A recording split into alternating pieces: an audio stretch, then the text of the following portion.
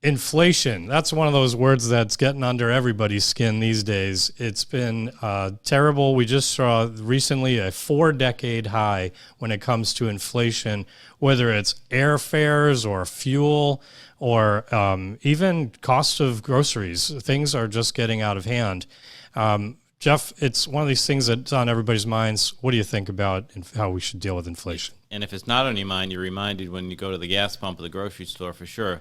But there's a lot of reasons for this. It started with COVID, which caused supply chain disruption, which led to shortages. And then we had this huge government response with lots of stimulus money, support for the bond market. And then we have the Russian invasion of Ukraine. Yeah. All of these things are forcing prices up, putting pressure on the consumer.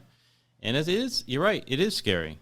So, there are some things to keep in mind with rising interest rates. That's starting to have an effect on housing and bringing some of that escalation under control. Seems to be more supply. One of the problems has been supply and demand.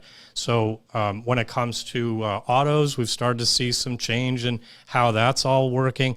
There's starting to be some hope. I guess the thing for investors to keep in mind is the way things are today isn't necessarily the way they'll be a year from now. Do you want to add anything to that? No, I don't, other than to say this is a scary time, but the Fed's working on it. We should talk more about the Fed in another episode. The Fed is putting pressure to increase rates to slow the economy down. Supply chain is getting stronger. Hang in there. We'll be all right. And they call it a fiscal drag when the government's spending less on the services that are intended to what's been a part of the cause for some of this. Then we'll talk about the Fed another time. But all these factors together, a year from now, maybe this isn't as bad when it comes to the inflation concern relative to what we feel today.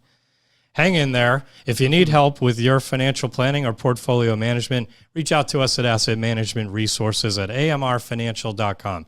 Until next time, keep striving for something more.